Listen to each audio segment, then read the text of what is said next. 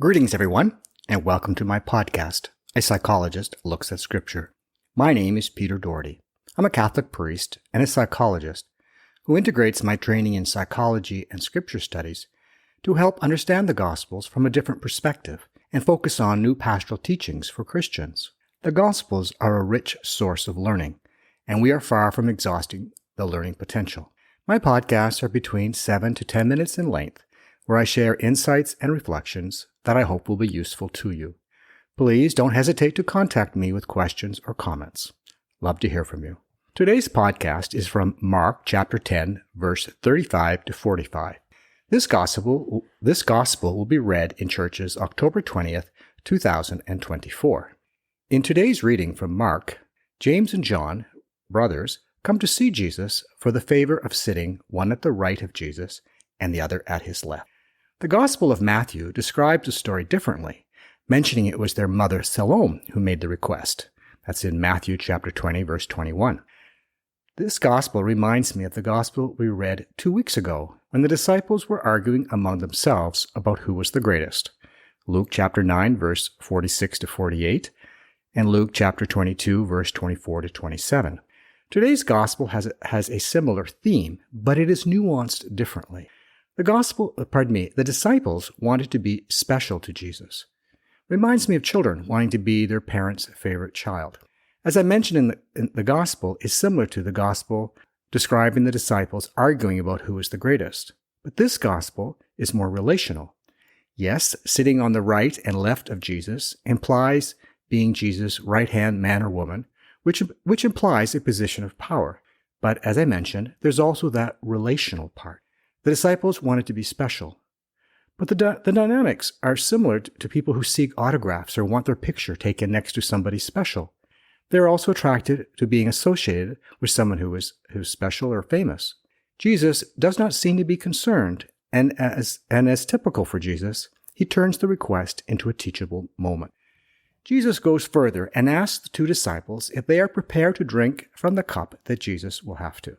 When I first read about the cup, I immediately thought of Matthew chapter 26, verse 36 to 46, the agony in the garden, where Jesus is in prayer and asks that the cup would pass him by. The cup meaning the metaphor for his death. I wonder if Jesus was prophesying by asking them if they were willing to die for their faith. Trouble is, while James was martyred in about 44 AD, John is believed to have died in exile at an old age. So it seems that the cup represents what following God is all about. Jesus points out that following him is not going to be easy, and there are no special concessions. Jesus is teaching his disciples and ultimately his followers about what following Jesus is all about. This was an issue for the early Christians who were experiencing the persecutions and wondered why God allowed these terrible things to happen to his people. The scriptural passages from Mark chapter 4, verse 35 to 41, Matthew chapter 8, verse 23 to 27, and Luke chapter 8, verse 22 to 25, describe the disciples in a boat during the storm. The disciples in desperation wake Jesus up and say to him, "Do you not care?" According to scholars, the early persecuted Christians struggled to understand why God appeared to have abandoned them during their time of need. And the passages that I just quoted to you were often a source of strength and support. There is a story that St. Teresa of Avila was complaining to God about all the troubles she was experiencing. In her reflection, she heard God saying, "That's how I treat my friends." To which she replied, "No wonder you have so few friends." I'm not sure of the historical accuracy of this story, but it does suggest that even the saints struggle to understand and accept God's actions in their lives. We see the same dynamic in the victim of the Holocaust, who struggle to understand why God would allow this horrible event to happen. God does not always calm the storms in our lives. I wish I knew why. I do know that our faith can be a source of resilience and personal growth in the face of tragedy. There has been significant research on spirituality and religious belief. I'd like to share a few. There's a study by Gloria and Steinhardt, 2014, found that individuals who reported higher levels of religiosity also exhibited greater resilience, primarily through the use of adaptive coping strategies. Their research indicated that positive emotions, which are often fostered by religious beliefs, correlate with higher resilience scores, suggesting that optimism plays a crucial role in how individuals cope with stress. Research by Johnson, conducted in 2022, focusing on an at-risk group, revealed that religion and spirituality significantly contributed to resilience by fostering supportive relationships. The study emphasized that resilience is not only an individual trait, but is also cultivated through connections with peers, family, and religious communities. Religious beliefs can also be a buffer in other areas and struggles. Researcher Lee Dae-du, in a study published in July of this year, discussed the protective effects of a strong religious commitment against mental health issues, including suicidal ideation. She suggested that a firm belief in life-affirming religious values helps individuals navigate hardships more effectively, thereby enhancing their resilience. There's an excellent book that I highly recommend by Rabbi Harold Kushner, When Bad Things Happen to Good People. It was originally published in 1981, but there has been reprints updating the book. This classic work addresses the philosophical and theological questions surrounding suffering and the nature of God in the face of human tragedy.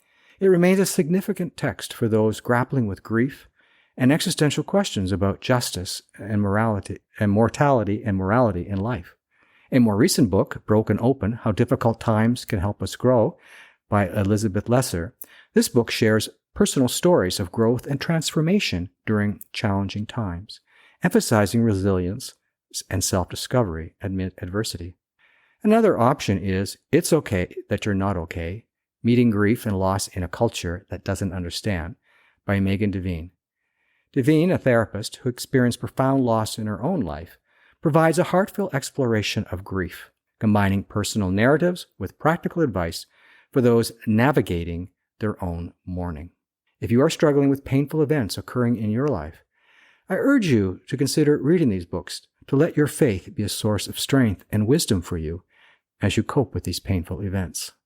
While a developed spirituality can help build our resilience, a developed spirituality will help us be more sensitive to the needs of those around us. A deeper relationship with God will open our eyes and ears to the needs around us, and that sometimes causes struggles for us.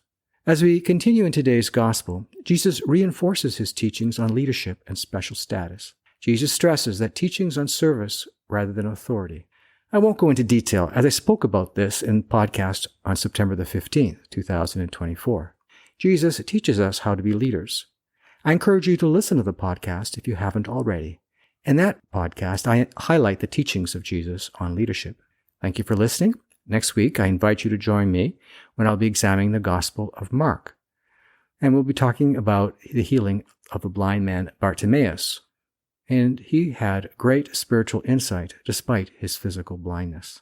If this is the first time you've heard my podcast and you're interested in hearing more, I urge you to listen to my podcast listed on the website. Every Sunday, I release a new podcast focusing on the gospel for the following week. I invite you to listen to all the podcasts, and I hope the reflections are useful to you. The podcast, A Psychologist Looks at Scripture, is found in most of the platforms that carry podcasts. The podcast is also available on YouTube. Please don't hesitate to leave a review and even subscribe. Feedback from my listeners can be helpful in the development of this podcast. I'd also like to take the opportunity to thank my team, Heather Patel-Doherty and Richu Coulomb, who have played an important part in the preparation for this podcast. If you have any questions or concerns, I can be reached by email at peter.doherty, O-M-I, so that's DOHERTYOMI, @gmail.com. God bless and have a great week.